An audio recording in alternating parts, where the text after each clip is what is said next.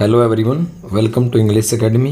English academy की इस video में आज हम एसटेट सीटेट में टीजीटी पीजीटी के अंदर इंग्लिश के जो मोस्ट इम्पोर्टेंट जो प्रीवियस ईयर क्वेश्चंस है उसका पार्ट 4 करेंगे। इससे पहले मैंने 3 पार्ट बनाए हैं, आप प्लेलिस्ट में उनको भी देख सकते हैं जो काफ़ी इम्पोर्टेंट हैं। और यदि आपको मेरा कंटेंट, मेरा काम करने का तरीका पसंद आए, मेरे द्वारा समझाए गए क्वेश्चंस आपको अगर सही लगते हैं तो प्लीज़ आप मेरे चैनल को सब्सक्राइब ज़रूर करना। इससे मुझे एक मोटिवेशन मिलता है और ताकि मैं आगे भी आपके लिए और वीडियो बनाता रहूं। तो शुरू करते हैं आज का पहला questions. The place was deserted dash midnight. पहले क्वेश्चन में ये बताया गया कि the place was deserted. Desert का मतलब रेगिस्तान भी होता है और डिजर्ट का मतलब खाली जगह, ठीक है, कोई चीज़ खाली करना। तो जो स्थान था उसे डिजर्टेड किया गया, खाली कर दिया गया डैश मिडनाइट, यानी आधी रात तक जो जगह थी उसको डिजर्ट कर दिया गया, खाली कर दिया गया। इसमें हमने प्रपोजिशन भरनी है। एट, पर, बाई के मतलब होते हैं तक या फिर बगल में या फिर दोबारा। विद के साथ, ऑन, पर। तो इसका सही एग्जैक्ट आंसर आ जाएगा बाई, यानी स्थान जो मिडनाइट तक जो था प्लेस था उसको डिजर्ट करवा लिया गया, खाली कर दिया गया। अब डिजर्ट के 2 मतलब होते हैं, उच्चारण सेम होता है। एक वर्ड है DESSERT, DESSERT, इसका मतलब होता है डिजर्ट, डिजर्ट। ये डिजर्ट है, ये डिजर्ट है। डिजर्ट का मतलब होता है खाने के बाद ली जाने वाली मिठाई। जैसे हम खाना खाते हैं, हमने कोई चीज़ भी मान लिया, कोई मीठी चीज़ खाई, गुड़ खाया, जैगरी खाया या कोई अन्य जो भी मीठी चीज़ हम यूज़ करते हैं उसको डिजर्ट कहा जाता है। इसके अंदर आर का प्रोनाउंस नहीं होता, इसलिए इसको डिजर्ट बोलते हैं, खाने के बाद ली जाने वाली मिठाई। और एक डिजर्टेड का मतलब जो है रेगिस्तान भी होता है और खाली भी होता है, डिजर्टेड। तो सेकंड है choose the one which best express the meaning of the given idioms, यानी इडियम दे रखा है, हमने उसका सबसे जो 4 ऑप्शन है उनमें से बेस्ट जो कौन सा है जो एक्सप्रेस करता है, कन्वे करता है अपना मीनिंग, इडियम या फिर प्रोवर्ब में से। तो इडियम है to wash one's dirty linen in public. To wash one's dirty linen in public. मैंने पहले भी पिछली वीडियो में बताया था कि इडियम के अंदर एक एक मीनिंग का अर्थ ना लग करके सारे के सारे जो वर्ड हैं उनका एक इकट्ठा मीनिंग लगता है। तो इसका ऑप्शन दे रखे हैं to criticise one's nature in public, यानी किसी वंस का मतलब कोई पर्सन, किसी पर्सन के नेचर को, स्वभाव को पब्लिक के अंदर, लोगों के अंदर सार्वजनिक रूप से उसकी क्रिटिसाइज करना, उसकी आलोचना करना, कंडेम करना उसकी। दूसरा ऑप्शन है टू क्वारल इन ओपन, खुले में किसी से झगड़ा करना, फाइट करना। तीसरा है टू डू सम अगली वर्क इन पब्लिक, यानी पब्लिक के अंदर, जनता में कोई ऐसा काम करना जो अगली है, जो भद्दा है, बुरा है। या फिर चौथा है to discuss dirty and scandalous matter of personal nature in presence of strangers. Discuss का मतलब होता है कन्वर्सेशन करना, कन्वर्सेशन करना, वार्तालाप करना, बातचीत करना, यानी डायलॉग करना, DIALOGUE।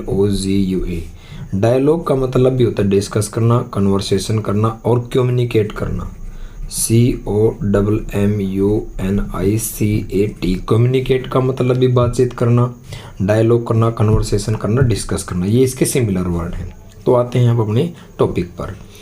तो to discuss dirty and scandalous matter, यानी कुछ ऐसे मैटर जो डर्टी हैं, अगली हैं और स्कैंडलस हैं, यानी स्कैंडलस का मतलब एक तरह से कहें सेमफुल हैं, और उन मैटर्स को, अपने उन पर्सनल नेचर को, अपने व्यक्तिगत चीज़ों को in the presence of strangers, किसकी, अजनबियों की उपस्थिति में, यानी अजनबी लोगों के सामने अपने निजी जो मैटर हैं, जो डर्टी हैं या स्कैंडलस हैं, सेमफुल हैं, उनके बारे में बात करना, उसको कहा जाता है to wash one's dirty linen in public, यानी पब्लिक के सामने किसी व्यक्ति के निजी जो स्कैंडलस और डर्टी जो मैटर्स हैं उनको डिस्कस करना, उनको ओपन करना। उम्मीद करता हूँ ये आपको समझ में आया होगा। डिस्कस का कन्वर्सेशन भी होता है, डायलॉग भी होता है और कम्युनिकेशन भी इसका मतलब होता है। चलते हैं तीसरे क्वेश्चन पर। Choose the word which is most nearly the synonyms in the meaning. हमने सिनोनिम्स ढूंढना है, इसका समानार्थक ढूंढना है जो बिल्कुल इसके नियर है, इससे बिल्कुल मिलता है। तो मीनिंग है फ्रूगलिटी, फ्रूगलिटी FRUGALITY, फ्रूगलिटी। फ्रूगलिटी का मतलब होता है कोई व्यक्ति जो माइजर है, कंजूस है, इकोनॉमिकल है, इकोनॉमी है, उसको कहते हैं फ्रूगल। तो ऑप्शन दे रखे हैं इकोनॉमिकल, एक्सट्रीमली, एक्सट्रीमली होता है एक्सिव, बहुत ज़्यादा। फुलिशनेस का मतलब होता है मूर्खता, स्टूपिड, इडियट, सिली, और चौथा है एंथुजियाज्म। तो इसका जो सिनोनिम्स है फ्रूगल का समानार्थक होएगा इकोनॉमिकल। इकोनॉमी भी आ सकता है, इकोनॉमिकल भी आ सकता है। कंजूस, जो ज़्यादा खर्च ना करता हो उसको कहेंगे इकोनॉमिकल। एक्सट्रीमली मीन बहुत ज़्यादा एक्सिव। तो इनके कुछ सिमिलर वर्ड मैंने लिखे हैं, वो भी देख लेते हैं। फुलिश जो है मूर्ख यानी कि स्टूपिड, ये इसका सिमिलर वर्ड है, सिनोनिम्स है। इडियट मूर्ख, सिली को भी कहते हैं मूर्ख, और डेफी DAFFY, डेफी का भी मतलब होता है स्टूपिड यानी मूर्ख। और एंथुजियाज्म का मतलब होता है जोश, एंथुजियास्टिक यानी जोशीला, ईगरनेस जिसके अंदर उत्सुकता है। इसकी स्पेलिंग भी पूछ लेते हैं कई बार। एंथुजियास्टिक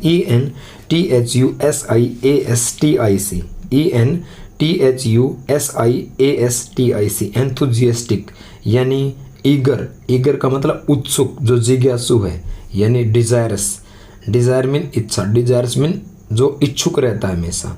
तो एंथुजियास्टिक को बोल सकते हैं ईगर, डिजायर्स, ऑर्डेंट बहुत पूछा जाता है। ARDENT, ऑर्डेंट का मतलब भी होता है एंथुजियास्टिक यानी ईगर। किन का मतलब भी होता है उत्सुक होना, जिज्ञासु होना। और एविड, एविड का मतलब भी उत्सुक, जिज्ञासु, किन, आर्डेंट, डिजायर्स और ईगर। और है इकोनॉमिकल को हम क्या बोल सकते हैं? माइजर, कंजूस यानी थ्रिफ्टी, THRIFTY, थ्रिफ्टी को भी बोला जाता है इकोनॉमिकल। यानी फ्रूगल, इकोनॉमिकल, थ्रिफ्टी, ये सारे क्या हो गए? सिमिलर वर्ड हो गए। अगर मैं कहूँ इसका उल्टा, एक व्यक्ति बहुत ज़्यादा कंजूस है और एक ऐसा व्यक्ति है जो बहुत ज़्यादा खर्चीला है, तो उसको बोलेंगे प्रोडिगल। ये भी बहुत बार SSC के एग्ज़ाम के अंदर, मोस्टली बहुत सारे एग्ज़ाम में ये वर्ड मिलता है, प्रोडिगल, PRODIGL। प्रोडिगल का मतलब होता है बहुत ज़्यादा खर्चीला व्यक्ति। स्पेंड का मतलब होता है खर्च करना, ठीक है। स्पेंड मीन खर्च करना। स्पेंड थ्रिफ्ट का मतलब भी होता है खर्चीला व्यक्ति। एक्स्ट्रावेगेंट का मतलब भी होता है बहुत ज़्यादा खर्चीला व्यक्ति।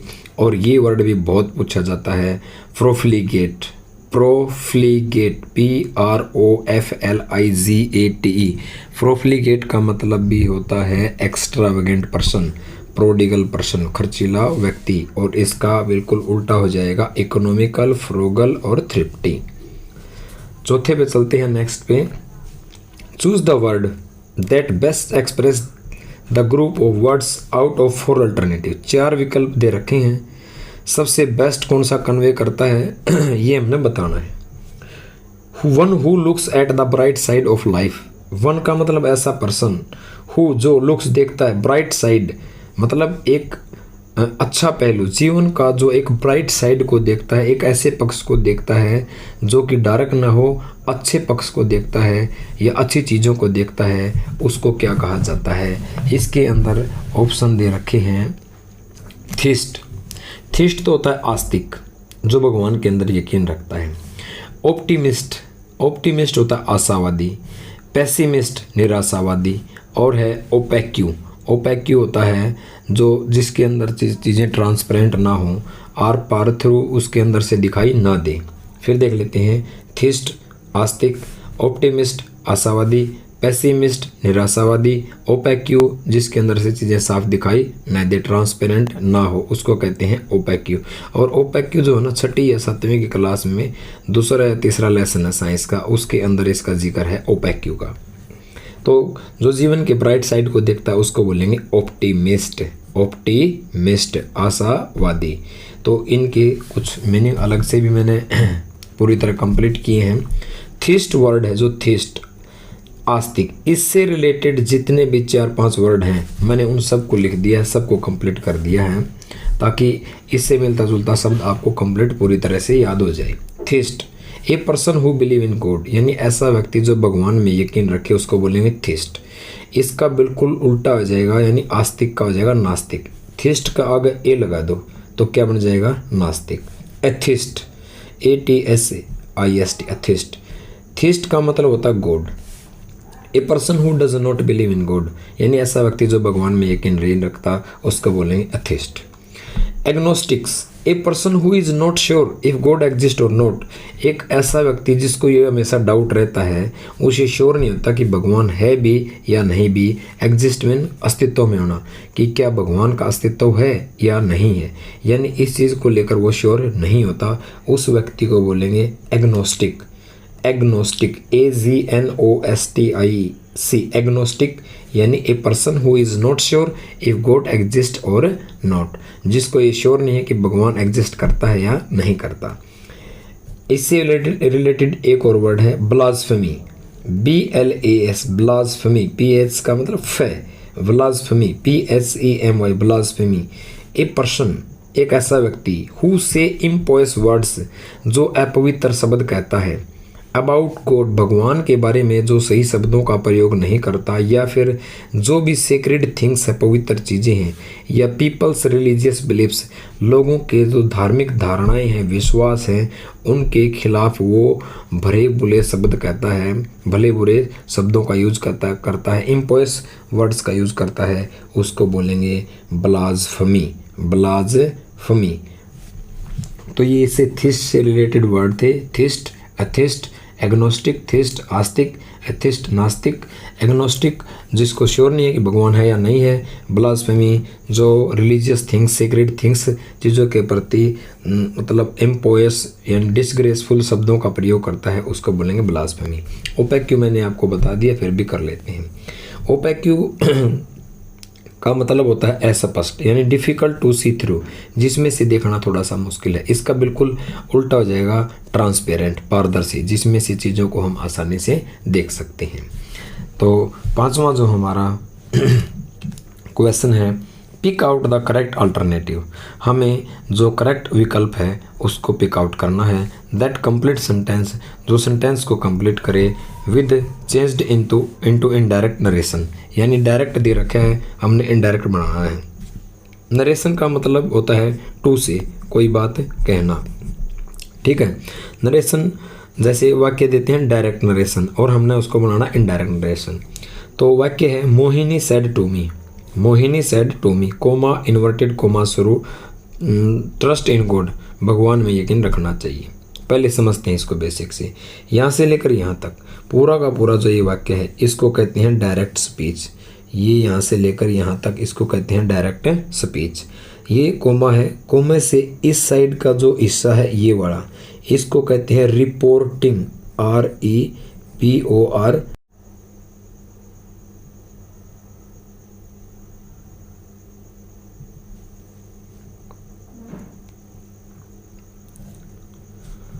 तो 5वां क्वेश्चन देखते हैं, pick out the correct alternatives that complete sentence which change into indirect narrations, यानी डायरेक्ट का हमने क्या बनाना है, इनडायरेक्ट नरेशन बनाना है। नरेशन का मतलब होता है टू से कोई बात अपनी कहना। Mohini said to me, comma inverted comma शुरू, ट्रस्ट इन गॉड भगवान में यकीन रखना चाहिए। तो इसको बेसिक से समझते हैं। यहाँ से लेकर यहाँ तक पूरा का पूरा ये जो सेंटेंस है इसको कहते हैं डायरेक्ट स्पीच, डायरेक्ट स्पीच, और हमने इसको बदलना इनडायरेक्ट स्पीच, ठीक है।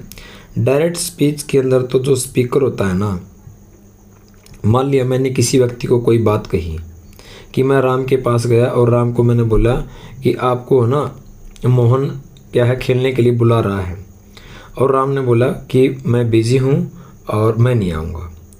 अब राम जा कर के मोहन को अगर ऐसा बोलता है कि मोहन ने बोला कि मैं बिजी हूँ मैं नहीं आऊँगा, यानी स्पीकर के वर्ड को वैसा का वैसा बोलना, वो तो होता है डायरेक्ट स्पीच।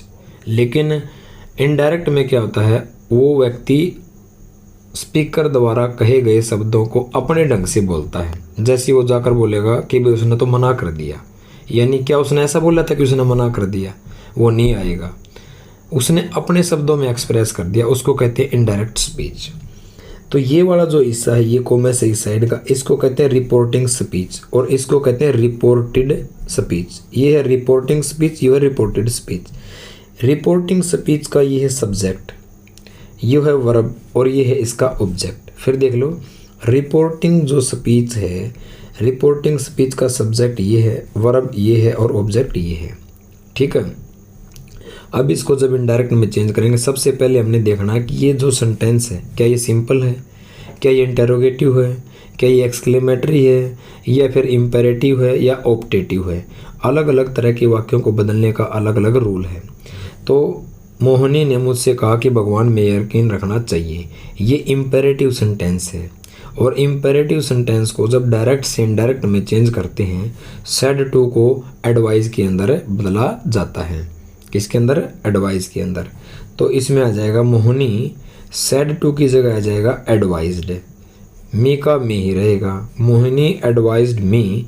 और कोमे की जगह सिंपल में तो आ जाता है दैट। अगर ये वाक्य होता सिंपल तब तो आता दैट। अगर ये वाक्य होता प्रश्नवाचक फिर आता कोमे की जगह इफ या वेदर। इसलिए ये इम्पेरेटिव सेंटेंस है, आदेशात्मक वाक्य है। तो यहाँ पर आ जाएगा टू, इसके जगह आ जाएगा टू प्रपोजिशन, यानी इन्फिनिटिव, टू प्लस वर्ब की फर्स्ट फॉर्म। तो आंसर आ जाएगा मोहिनी एडवाइज्ड मी, कोमा की जगह आ गया to trust in a God. तो वाक्य क्या बन गया? Mohini advised me to trust in God, कि मोहिनी ने एडवाइज किया कि भगवान में यकीन रखना चाहिए। इम्पेरेटिव सेंटेंस था इसलिए कोमा की जगह टू लगाया। अगर वाक्य सिंपल होता तो क्या लगाते? दैट लगाते। अगर इंटेरोगेटिव होता तो इफ या वेदर लगाते। सेड टू को किस में बदलते? टोल्ड में बदलते।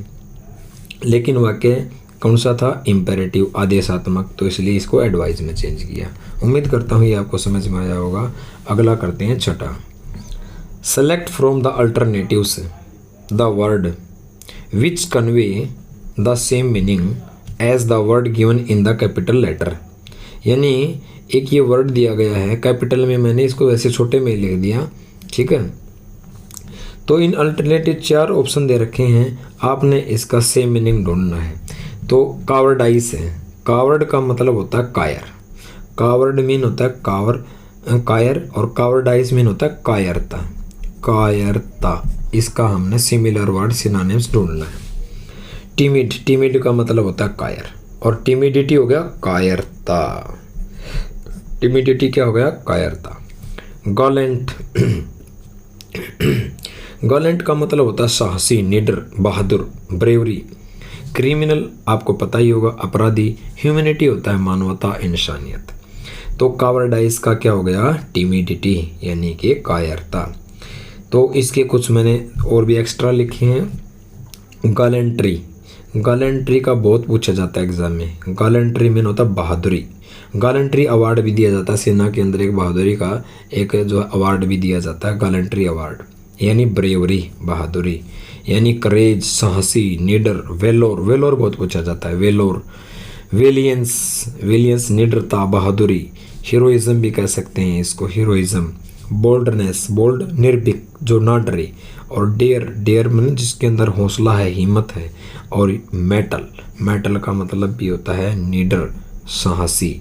METTLE, मेटल, निडर, साहसी, डेयर, डेयरिंग, बोल्डनेस, ब्रेवरी, करेज, वेलोर, वेलियंस और हीरोइज्म, ये सब गैलेंट्री के सिमिलर वर्ड हैं। और इसका बिल्कुल अपोजिट आ जाएगा। एक तो व्यक्ति बहादुर है, निडर है, साहसी है, और एक व्यक्ति है कायर, यानी टिमिडिटी, टिमिडिटी।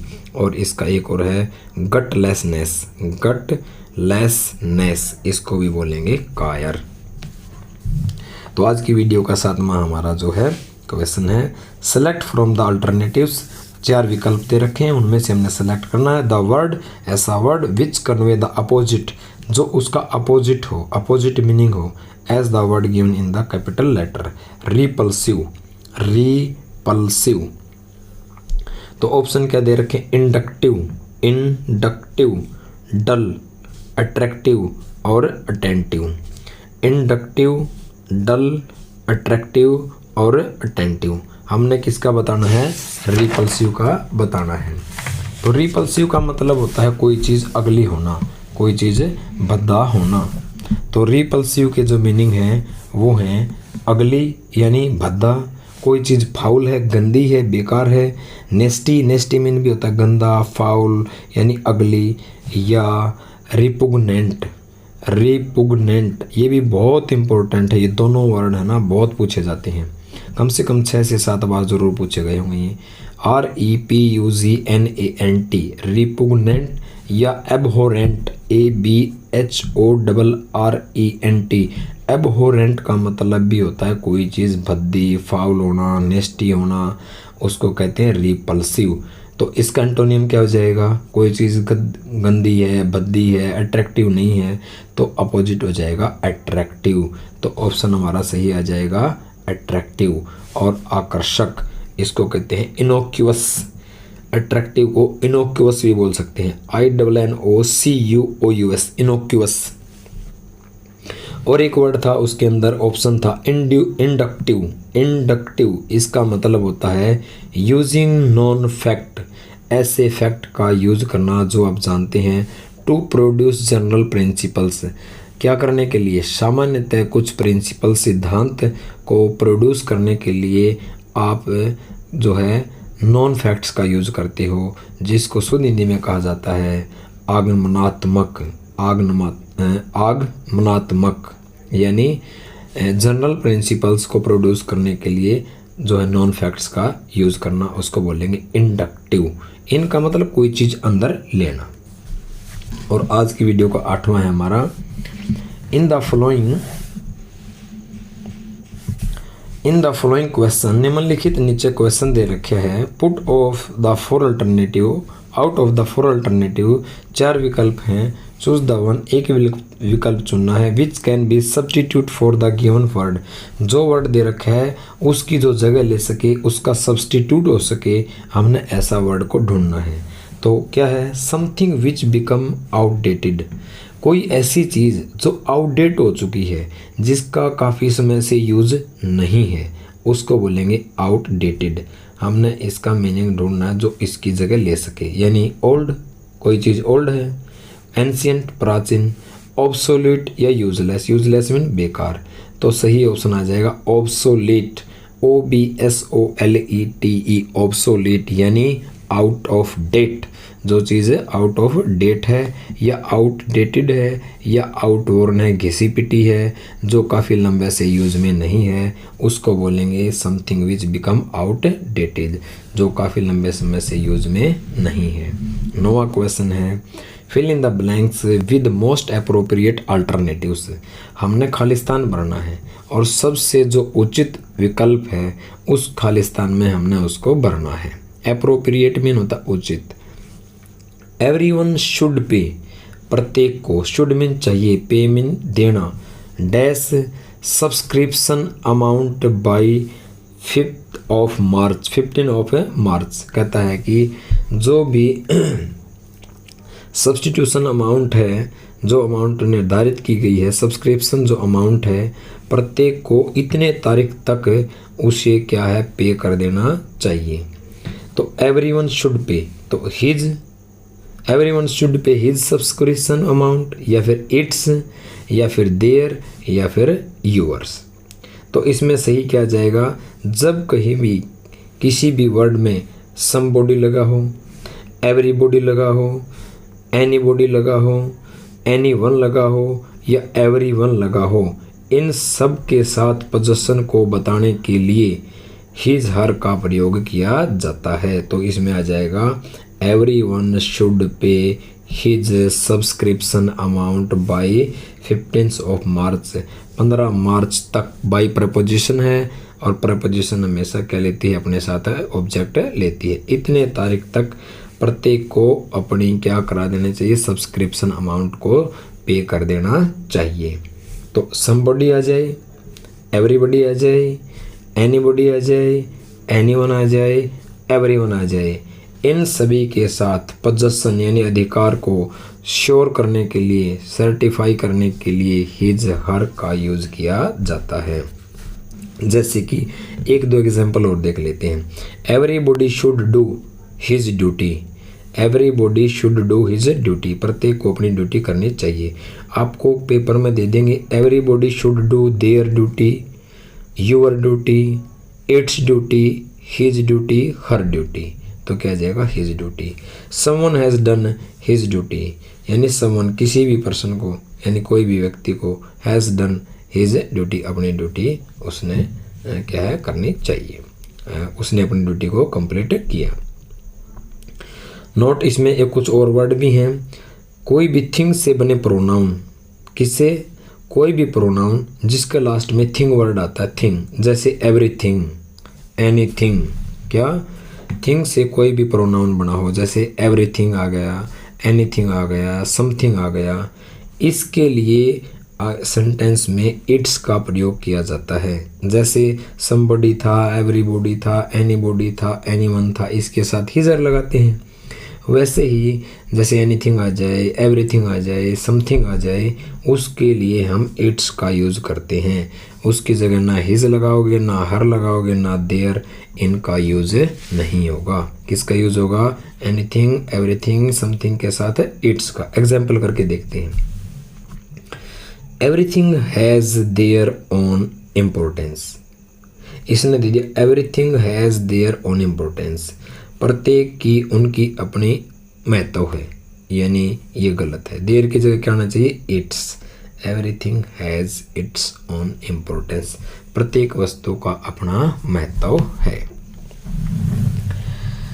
तो 10वां है हमारा question, select from the alternatives, हमने विकल्प चुनने हैं।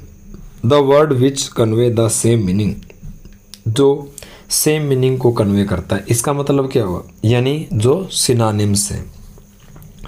तो क्या वर्ड दे रखा है, जेनिथ, और जेनिथ है ना बहुत पूछा जाता है, इसके सिमिलर वर्ड बहुत पूछे जाते हैं। जेनिथ का सिमिलर बताना है, शार्प, तेज।